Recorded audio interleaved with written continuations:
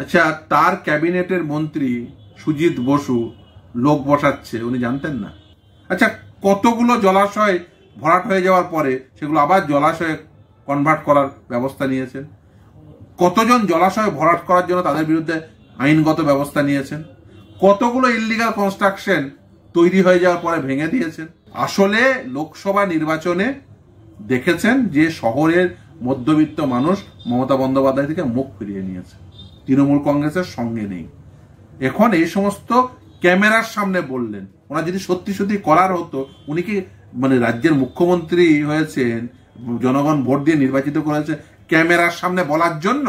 তৃণমূল কংগ্রেসের নেতাদের পাড়ায় পাড়ায় নাম কি হয়েছে? Garage Majumdar, square foot Sen, ভুয়ো ওষুধ তৈরি হচ্ছে। খোঁজ নিয়ে দেখুন কোন পাত্র আবার বেরিয়ে যায়। তৃণমূল মানে হচ্ছে দুর্নীতি, তৃণমূল মানে হচ্ছে 2 নম্বরই। স্থানীয়ভাবে টেন্ডার বন্ধ করে দিয়েছেন মুখ্যমন্ত্রী, তার পরিবর্তে এবার কেন্দ্রীয়ভাবে টেন্ডার হবে। হ্যাঁ, মানে সব একসাথে এখানে দিয়ে যাও। আগে পাড়ায় পাড়ায় দিতে, ওখান থেকে 75-25 ভাগ হতে, এখন 100 হবে। যে দোষের বিরুদ্ধে কোনো ব্যবস্থা হয়েছে? আমি বলছি আপনি এটা রেকর্ড করে রেখে দিন, হবে না। ওই সুজিত বসু আবার টিকিট পাবে, আমি বলছিও টিকিট পাবে। তার কারণ ওই যে কারণে শওকত মোল্লা টিকিট পেয়েছে, যে কারণে স্কয়ার ফুট সেন এমপি হয়েছে, যে কারণে গ্যারেজ মজুমদার এমএলএ হয়েছে। ফুটপাতে ত্রিপলের সংখ্যা বাড়বে, এটাই স্বাভাবিক। এ রাজ্যে একটার পর একটা শিল্প সম্মেলন হয়, কিন্তু শিল্প আর আসে না, ফলে ত্রিপলের সংখ্যা বাড়ে। মমতা বন্দ্যোপাধ্যায়কে 2026-এ এই রাজ্যের ক্ষমতা থেকে দূরে চলে যেতে হবে। মমতা বন্দ্যোপাধ্যায় আর মুখ্যমন্ত্রী থাকতে পারবেন না, মমতা বন্দ্যোপাধ্যায়ের দল আর ক্ষমতায় ফিরবে না। তৃণমূল কংগ্রেস আগামী বিধানসভা নির্বাচনে আর শাসক দল হবে না। উনি যতই চেষ্টা করুন নিজের ছবি বদলানোর, যতই বলুন আমি আপনার বাড়িতে বাসন মেজে দেব, আমি ঝাঁট দেব, আপনি ঝাঁট দিতে পারেন, বাসন মাজতে পারেন, অন্য যে কোনো কিছু আপনি করতে পারেন, কিন্তু আপনি আর মুখ্যমন্ত্রীর পদ পাবেন না। সেটা যদি হয় সেটা তো ব্রিটানিয়া সম্পর্কে, কিন্তু গোটা রাজ্যের ছবি কি? মমতা বন্দ্যোপাধ্যায় ক্ষমতায় আসার পরে ও যে শিল্প সম্মেলনের নামে যত টাকা খরচা করেছে মমতা বন্দ্যোপাধ্যায়, সেই টাকার বিনিয়োগ হয়েছে? ওই যে লক্ষ কোটি টাকার বিনিয়োগের গল্প শোনায়, যত টাকা শিল্প সম্মেলন করতে খরচ হয় সেই টাকাটার বিনিয়োগ হয় না। আসলে এগুলো হচ্ছে আই ওয়াশ। দেখুন, একটা ব্রিটানিয়া কোম্পানি থাকলো, তাতে আপনার গোটা রাজ্যের শিল্পচিত্র বদলে যাবে সেটা কিন্তু নয়। আর চলে গেলে সে তো আরো বিপদ। যেগুলো ওই কোম্পানিতে যে সমস্ত এমপ্লয়ি রয়েছেন তারা কাজ হারা হবে, তাদের কাজ চলে যাবে। মমতা বন্দ্যোপাধ্যায়ের আমলে কত কারখানা বন্ধ হয়েছে, সংখ্যাটি কত? তথ্য দিয়ে জানাবেন অমিত মিত্র সাহেব। ফিরোজদা, আমরা দেখলাম আমলা থেকে পুলিশ কেউই রেহাই পেলেন না। সোমবার নবান্ন সভাঘরের প্রশাসনিক বৈঠকে পুরো পরিষেবা নিয়ে রীতিমতো ক্ষোভের বিস্ফোরণ ঘটিয়েছেন মুখ্যমন্ত্রী মমতা বন্দ্যোপাধ্যায়। তিনি কেন এত তেড়ে ফুড়ে নামলেন মুখ্যমন্ত্রী? আগামী দিনে কি এর সুফল বঙ্গবাসী পাবে? দেখুন, সেদিনের তার যে সাংবাদিক সম্মেলন বা ওই ক্যামেরার সামনে যে তার যে বহিঃপ্রকাশ, আমি বলবো এটা একটা স্বৈরাচারী শাসকের বহিঃপ্রকাশ। আচ্ছা, তার ক্যাবিনেটের মন্ত্রী সুজিত বসু লোক বসাচ্ছে, উনি জানতেন না? উনি জানতেন না যে ভিআইপি রোডের 2 পাশে কিভাবে জলাশয় বুঝিয়ে লোক বসানো হয়েছে, দোকান বসানো হয়েছে, সুন্দর সুন্দর দোকান তৈরি হয়েছে। সেই দোকান কে তৈরি করে দিয়েছে, কে এই সমস্ত জলাশয় বোঝানোর পিছনে আছে, উনি জানতেন না? উনি কি এতদিন ধরে ওই ভিআইপি রোডের উপরে বা সল্টলেকের মধ্য দিয়ে তিনি যখন যেতেন, বা রাজারহাটের মধ্য দিয়ে, ওই রাস্তা খুব তার পছন্দের রাস্তা, রাজারহাটের রাস্তা, তো সেখানে লোক বসছে, তৃণমূল কংগ্রেসের নেতারা লোক বসাচ্ছে, এটা জানতেন না? আমি ধরে নিলাম অন্য কেউ বসাচ্ছে। পুলিশ প্রশাসন কি করছিল? তাদের কোনো দায়িত্ব নেই? সাধারণ অ্যাডমিনিস্ট্রেশন তারা কি করছিল? পৌর প্রশাসন তারা কি করছিল? নিচে থেকে উপর পর্যন্ত সবই তো তৃণমূল। তারপরেও আজকে বলছেন যে ইল্লিগাল কনস্ট্রাকশন হয়েছে।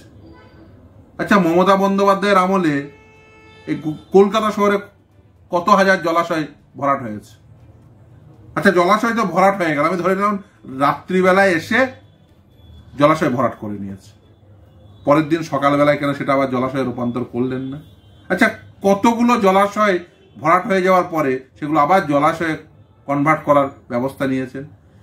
কতজন জলাশয় ভরাট করার জন্য তাদের বিরুদ্ধে আইনগত ব্যবস্থা নিয়েছেন? কতগুলো ইল্লিগাল কনস্ট্রাকশন তৈরি হয়ে যাওয়ার পরে ভেঙে দিয়েছেন? এর কোনো উত্তর পাবেন না। আসলে লোকসভা নির্বাচনে দেখেছেন যে শহরের মধ্যবিত্ত মানুষ মমতা বন্দ্যোপাধ্যায় থেকে মুখ ফিরিয়ে নিয়েছে, তৃণমূল কংগ্রেসের সঙ্গে নেই। এখন এই সমস্ত ক্যামেরার সামনে বললেন, ওনার যদি সত্যি সত্যি করার হতো, উনি কি মানে রাজ্যের মুখ্যমন্ত্রী হয়েছেন, জনগণ ভোট দিয়ে নির্বাচিত করেছে ক্যামেরার সামনে বলার জন্য? ক্যামেরার সামনে বলার জন্য গোটা রাজ্যের মানুষ আছে, যে কেউ পয়েন্ট আউট করবে। আমরা তো বহুদিন থেকে বলছি যে ইল্লিগাল কনস্ট্রাকশন তৃণমূল কংগ্রেসের মদতে হচ্ছে।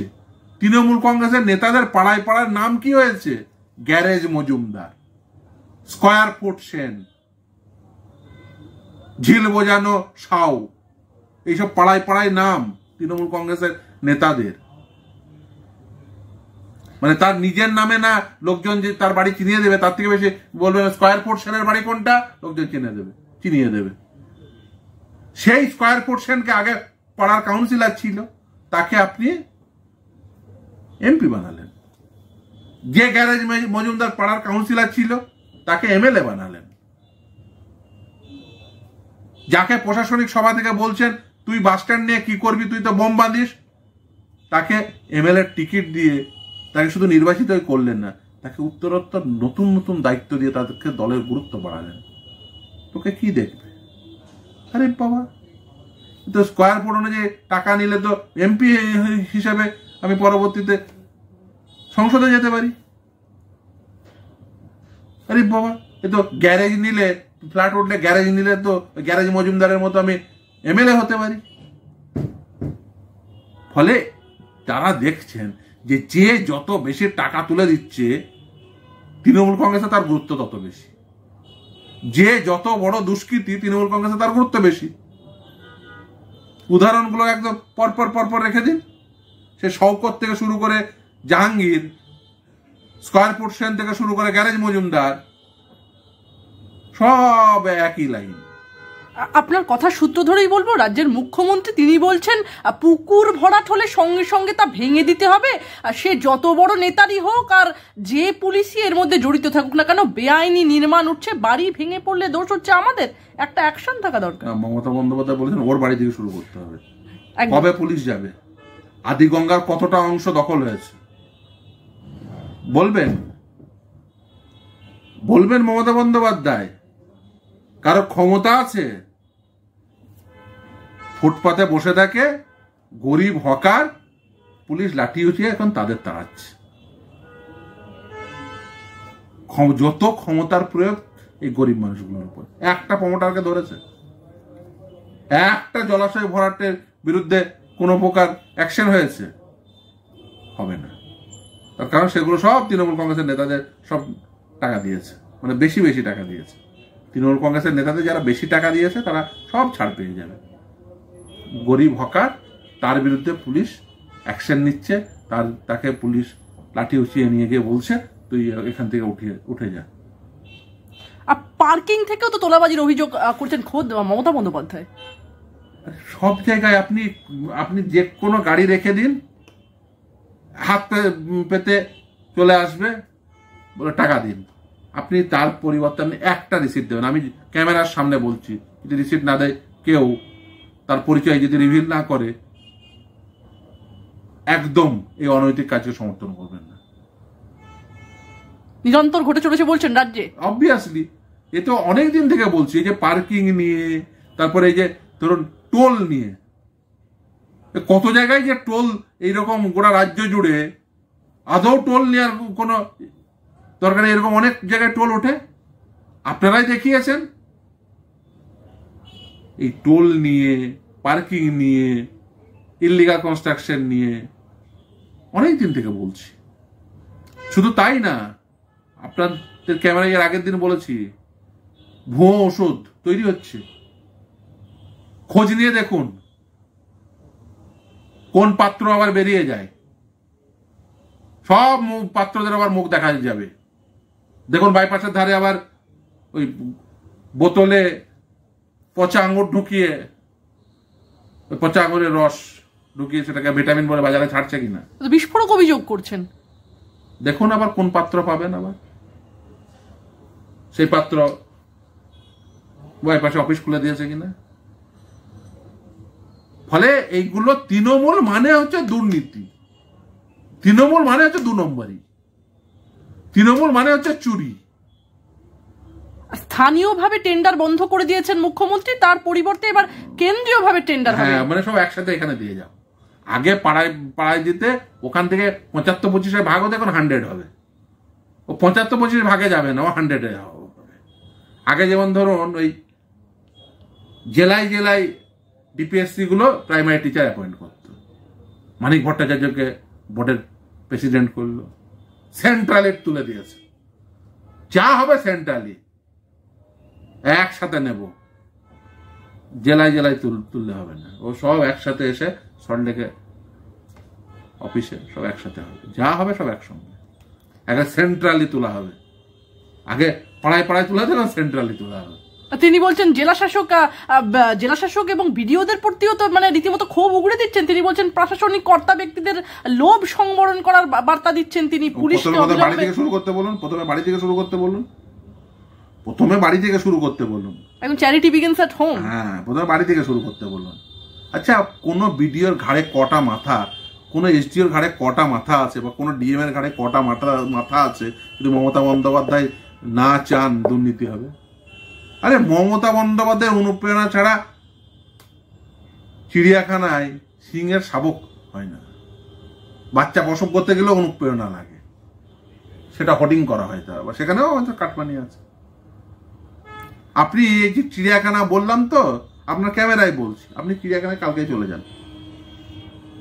চিড়িয়াখানায় আপনি দেখবেন এই যে যারা ধরুন চিড়িয়াখানার গার্ড, আপনি ছোটবেলায় গেছেন চিড়িয়াখানায়, যারা গার্ড চিড়িয়াখানায়, যারা সুরক্ষা কর্মী, তাদের পোশাক ছিল।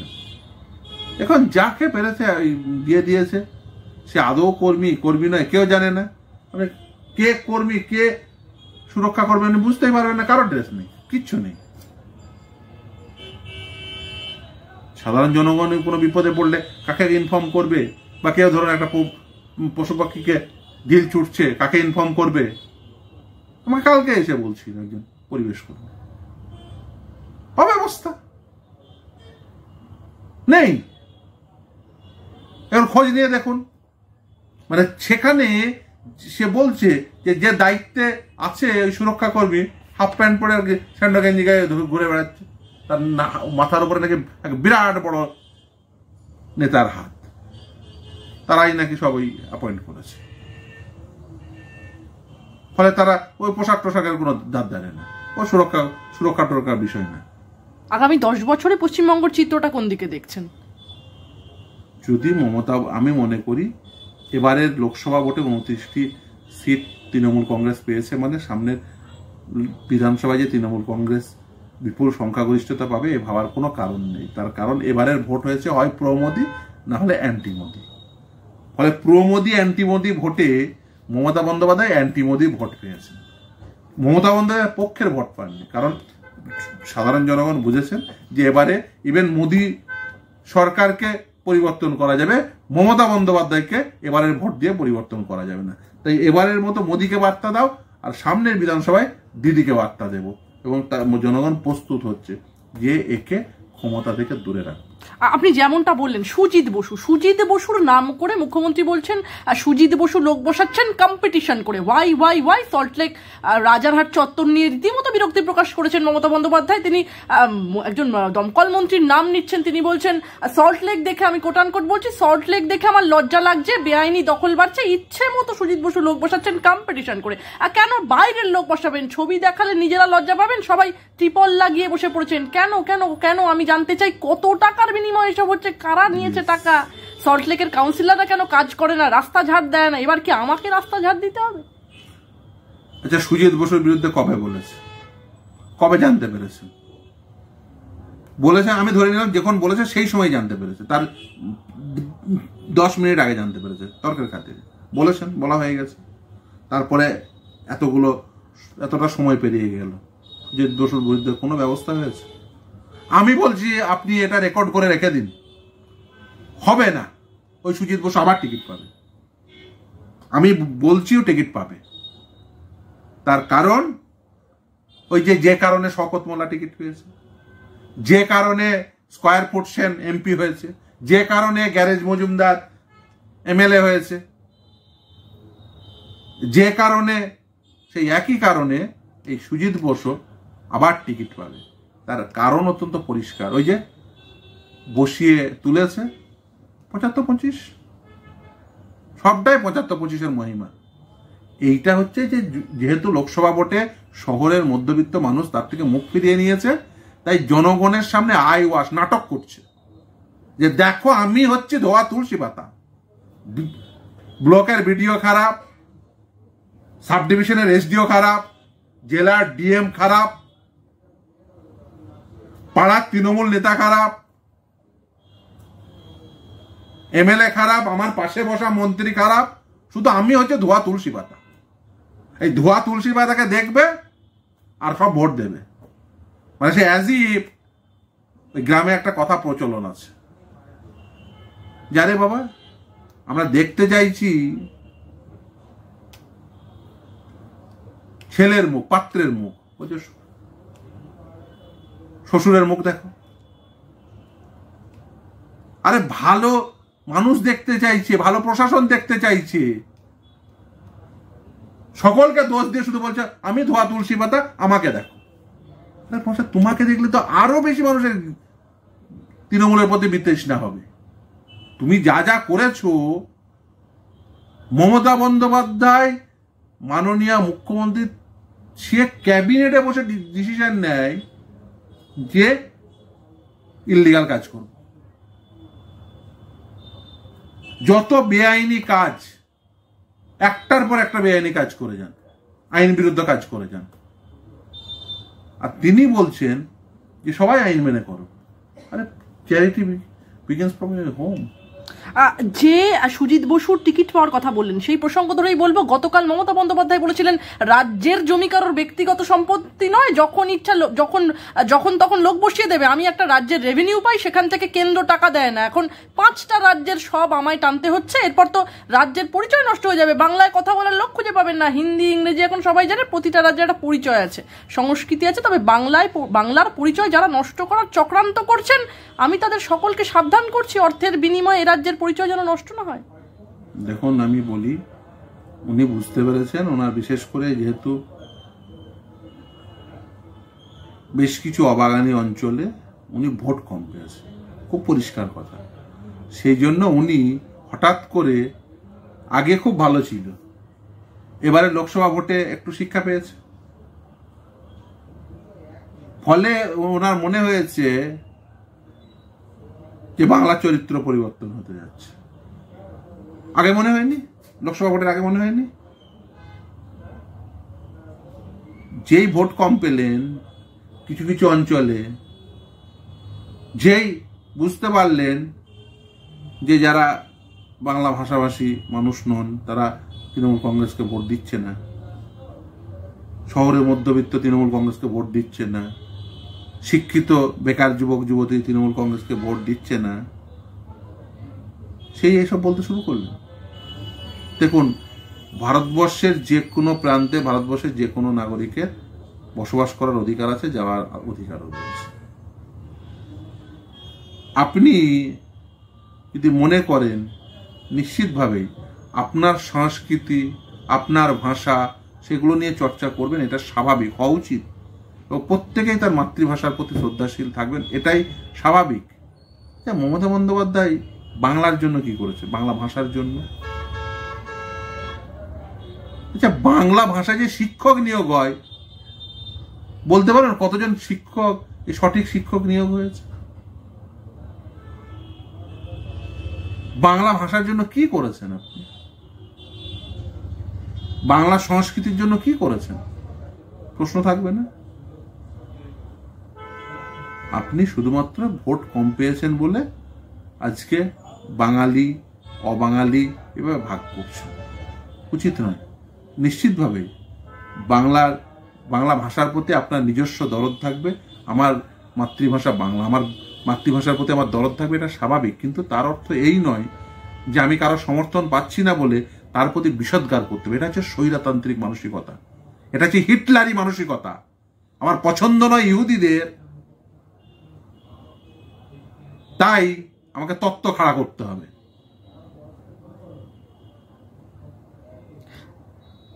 সিদ্ধার্থ, আপনার কথা সূত্র ধরেই বলবো, মমতা বন্দ্যোপাধ্যায় রীতিমতো একদম স্পেসিফিক্যালি বলছেন হাতিবাগান, গড়িয়াহাটের অবস্থা খারাপ, ওয়েবেলের কাছে দেখলাম কত দোকান বসেছে, সবাই তো আউটসাইডার, নোংরা করে রেখে দিয়েছে, কেন নতুন একটা জোন করা হচ্ছে না? দেখুন, আমি বলি যে এই যে অঞ্চলগুলোর নাম বলেন, এগুলো কি পশ্চিমবঙ্গের বাইরে? পশ্চিমবঙ্গ পুলিশ বা কলকাতা পুলিশের এলাকার বাইরে? এই যে হাতিবাগান বা অন্যান্য গড়িয়াহাট, যেখানে বলুন, গোটা কলকাতা জুড়েই এই এলাকাগুলো কি কেএমসির বাইরে? কলকাতা মিউনিসিপ্যাল কর্পোরেশনের বাইরের এলাকা? সাধারণ অ্যাডমিনিস্ট্রেশন, পুর প্রশাসন, পুলিশ প্রশাসন তারা কি করছিল এতদিন ধরে? কি করছিল? আর তার থেকে বড় কথা, দীর্ঘদিন ধরে এই হকাররা রয়েছে। আপনি যদি মনে করেন এই মমতা বন্দ্যোপাধ্যায় এই সমস্ত কথাবার্তা বলেছে, এরপরে পুলিশের হাতে সেই সার্টিফিকেট চলে এসছে, যাকে ইচ্ছা পিটিয়ে তুলে দেব, মাথায় রাখবেন এটা তাদের রুটিন।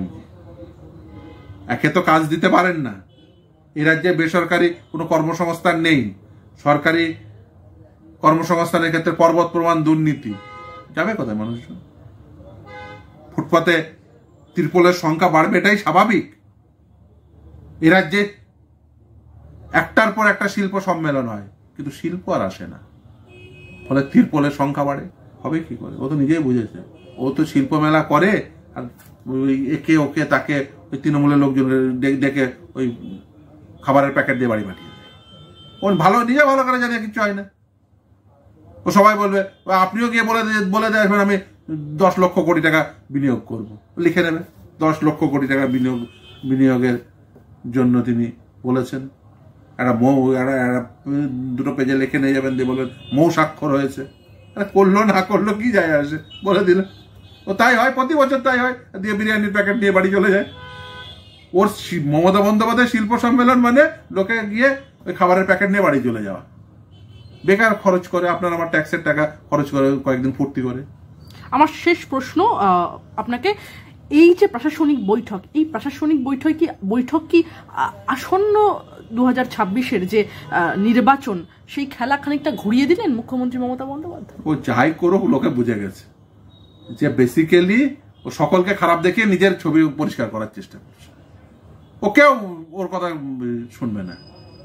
মমতা বন্দ্যোপাধ্যায়কে 2026-এ এই রাজ্যের ক্ষমতা থেকে দূরে চলে যেতে হবে। মমতা বন্দ্যোপাধ্যায় আর মুখ্যমন্ত্রী থাকতে পারবেন না।